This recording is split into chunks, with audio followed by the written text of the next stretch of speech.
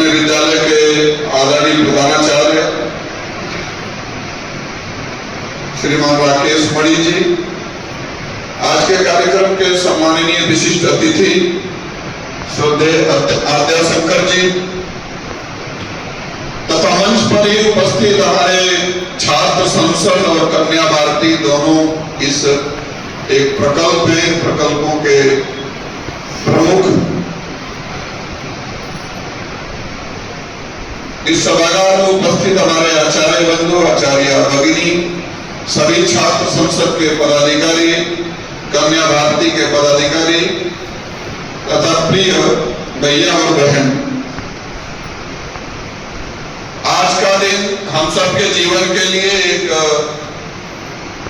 बहुत ही गौरव का दिन है और बहुत ही भाग्य का दिन है। हमारे जीवन में आज एक नया अध्याय जुड़ा है।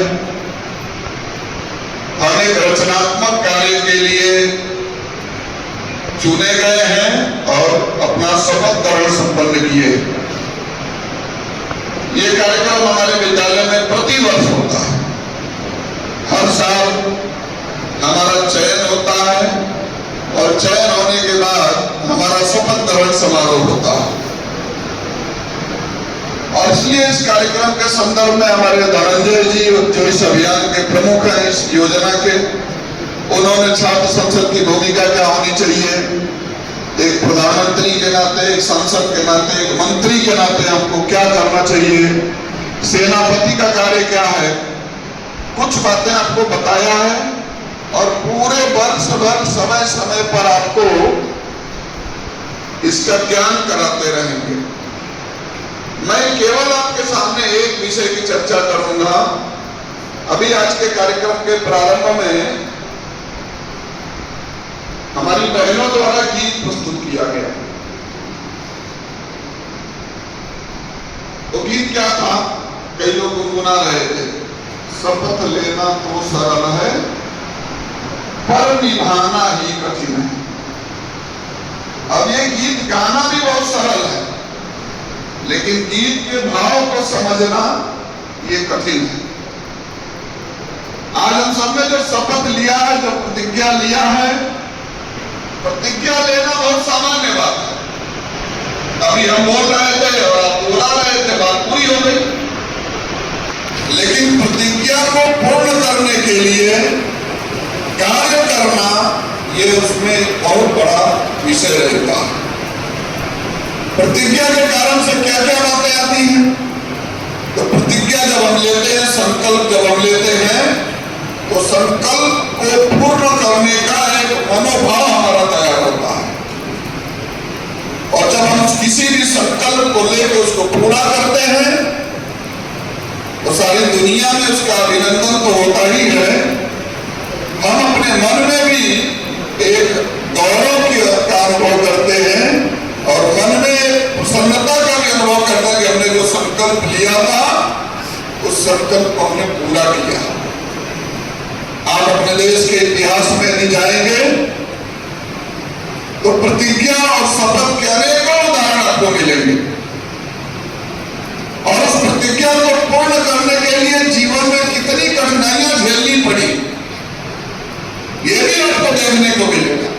शायद रूह कांप जाएंगे आपके। आप अपने को उस स्थान पर यदि रखें तो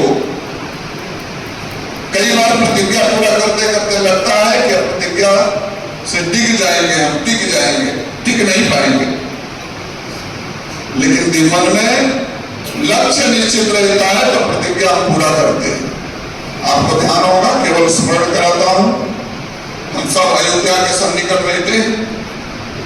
भगवान राम के जीवन को जरा याद करिए।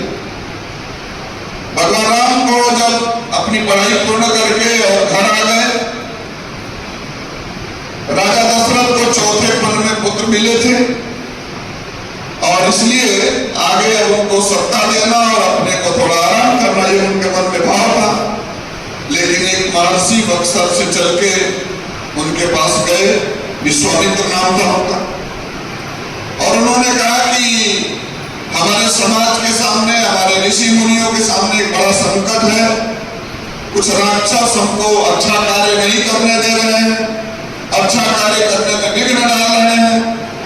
मैं चाहता हूं कि भगवान आप अपने 2 पुत्रों को दीजिए ताकि हम इनको ले जाकर उन राक्षसों का संहार करा सके।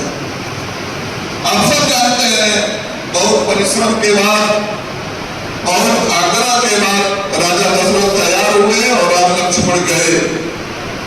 जो बक्सर के रास्ते पर चले तो ताड़का का वध तो किया ही, अनेक राक्षसों का वध किया, लेकिन ये करते समय भ्रमण कर रहे थे तो हड्डियों का ढेर दिखाई दिया।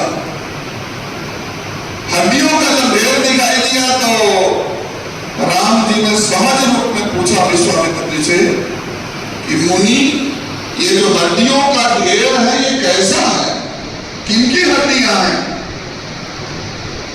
तो विश्वामित्र जी कहते हैं कि प्रभु आप तो अंतर्यामी, आप सब जानते हैं, लेकिन मनुष्य रूप में इस नाते आप नहीं प्रकट होना चाहते। ये जो हड्डियां हैं यह हमारे ऋषि मुनि अच्छे लोगों की हैं, जो समाज के लिए, देश के लिए, संस्कृति के लिए अच्छा कर रहे थे, किंतु राक्षसों ने उनको मार डाला। कहते हैं कि इतना सुनने के बाद भगवान राम के आंखों के अंदर एक तेज प्रकट होता है और उस तेज के कारण से उनके मन में एक भाव आया और भगवान राम